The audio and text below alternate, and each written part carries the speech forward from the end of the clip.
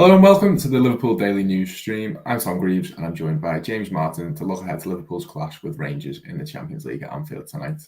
As always, get your comments in and we'll try and pick out some of the best talking points as we go along. James, another European night at Anfield. Is this the point that Liverpool starts put a bit of a run together, or are you dreading more of the same? Bit of both. It's definitely a chance. It's a big opportunity to get some momentum going. A big result here could have some big ramifications. You know, the way Klopp is talking, it does sound like he believes a lot of the problems are coming from confidence at the moment. You never quite know whether that's sort of a naive take as a fan, or whether there's something tactical and big that you've missed, or whether it is just a case of confidence. But certainly looking from the outside looking in, it does look like these are players who could do with a big sort of morale boosting victory, maybe under the lights at Anfield. Certain players in particular, I think, could benefit from it. You look at someone like Darwin Nunez, who's surely going to start this one if he's fit for it. You know, if he can get a couple of goals under his belt, sort of go back to the momentum he was starting to build up before that red card, that could be really big for the season. But yeah, then you do have to look at the flip side, given the form Liverpool have been in. You know, if Rangers do nick something, and you know, I mean, you look at their form in the group so far, and on paper it's been really poor. But you know, they were a nuisance in that last game against Napoli. It took a little while before Napoli pulled away from them. You know, they went on a big run in Europe last season. They have the capacity to cause upsets. So yeah, particularly with Liverpool in the form they're in, you do sort of worry that if they make another start like the one they made against Brighton, we could be looking at another situation which would only compound the existing problems. Yeah, and it's a tough league to gauge, really, the Scottish League, isn't it? Obviously, as you say, we saw how well Rangers did in the Europa League last year, and Celtic are also competing in this year's Champions League. But in terms of putting an actual level on the side, it's difficult. They've been performing this year in the league, but they're yet to put a point on the board in the Champions League. So just how good do you think this Rangers side are? Yeah, it's really tricky. I think the only gauge you can really use is how they do against Celtic, because I mean, even more than most other leagues, those two are properly dominant up there. Yeah. And Celtic played them off the park when they met in the league earlier in the season. So yeah, I mean, they're not at their best. They're not at the level even they were at under Steven Gerrard, I don't think. Although, you know, the Europa League is sort of a counterpoint, if you like, and clearly Van Bronckhorst has kind of got together some sort of formula that at least was working last season in Europe. Maybe the step up to the Champions League is a step too far, but yeah, it's a game Liverpool should undoubtedly be winning. It's not even, you know, an amazing Rangers side in the context of the last 5-6 years, I would say. You know, Celtic are another proposition. I think they're at their highest level for a long time.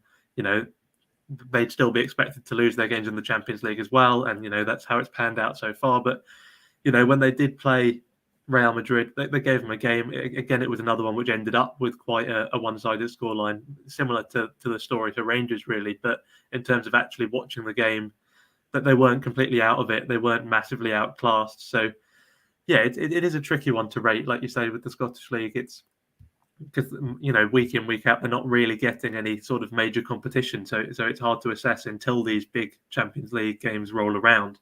But yeah, I mean, in terms of budgets, they're still miles off the Premier League. There's no way that Liverpool shouldn't be winning. But, you know, you could say that about a lot of games Liverpool haven't won this season. So, yeah, it's not one to be taken lightly, but equally, it's certainly one where Liverpool are the overwhelming favourites. I think the general consensus amongst the fans at the minute is that Liverpool do need to put on a bit of a performance. We've had Bruce coming in the comments here saying that if we can't put on a good performance and fail to beat Rangers, then we stand no chance against Arsenal and City in the next two games. And Kumar's jumped in and said we need to step up the intensity. Instead of starting games slowly, we need to play in top gear for at least the first 15 to 20 minutes to gain the lead. And I just think the fans just want to see Liverpool kind of look back to their old selves. It hasn't been the greatest start to the season, and I think a performance more than anything will just really get everyone's spirits up, won't it? Definitely, and I think I agree with Kumar in terms of the quick starts. That's maybe one of the most baffling developments. To be fair, like it came in at the back end of last season as well, but particularly this season. I mean, you know, Liverpool had been renowned under Klopp for for the fast starts, but now it seems they need to be 1-2 goals down before they even wake up and start playing, which you just wouldn't associate with this Liverpool team at any point since Klopp's come in. Really, the intensity has always been there. That's become a bit of a buzzword now, hasn't it? After the Pep Linders book, maybe people are questioning what role that had to play in it. I think the answer to that is nothing at all. But yeah, it is at least a little bit ironic that that's come out with intensity is our identity, and then suddenly it seems to be lacking, which is just so uncharacteristic. And yeah, I mean, Liverpool are a great team. We saw against Brighton, even when they give themselves a 2-goal handicap, they still have the quality to turn that around, even if they then went and threw it away again.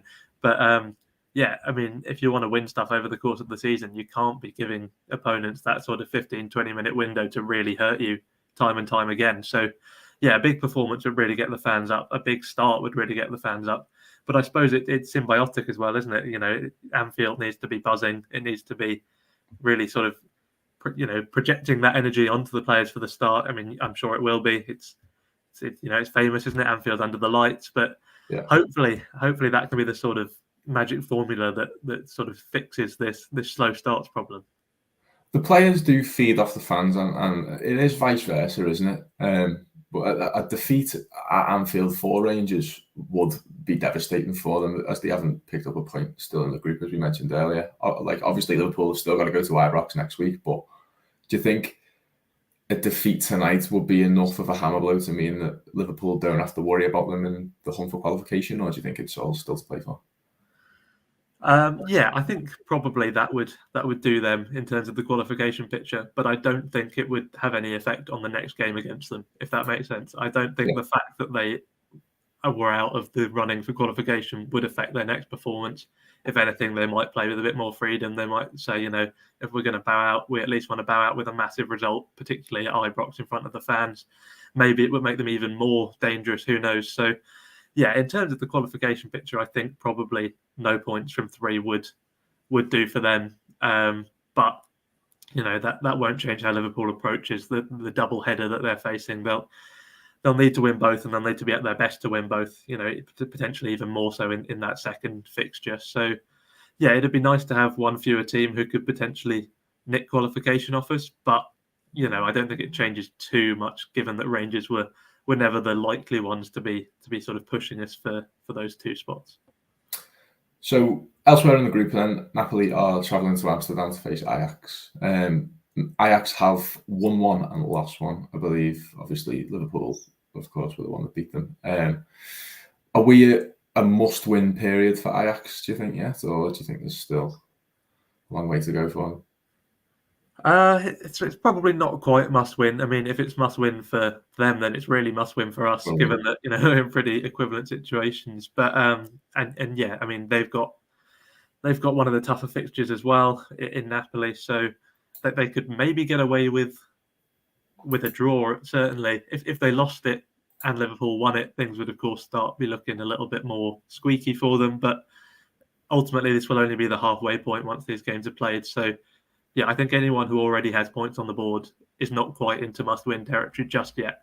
But yeah, equally, if Liverpool or Ajax do lose in this set of fixtures, things start to look a lot more difficult. So it's not must-win, but it's definitely really, really want to win. It's not a good one to lose at this stage in the group stage. And it doesn't get much easier. I mean, Ajax have that as a double header now, much as Liverpool do. So you can say Napoli are a tough opponent, but they're going to be a tough opponent twice in a row. And if you lose both of them, then that's probably it for Ajax. Really, 3 points from 4, you'd be struggling from there.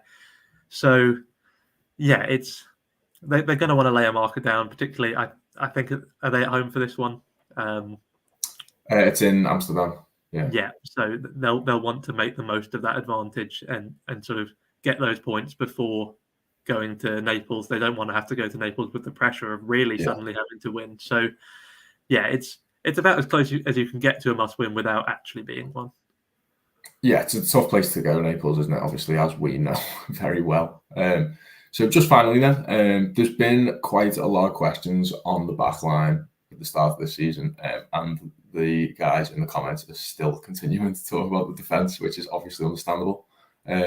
Kumar says, I would start VVD and Trent today, but the clock has really started to tick for them both, which is a crazy thing to say, really. But I mean, you can't not agree with them, because Trent and Van Dijk are just such big players for us, and they have been over the last couple of years. So even hinting to suggest that they could be on like a bit of a decline or a rough period at the minute is obviously like a big point. Mark says Ibu and Matip starting tonight with Gomez and Tsimikas. So I think it's fair to say that everyone's pretty divided on which way they think we should set up the back line. How do you think we should attack it, and how do you think he will?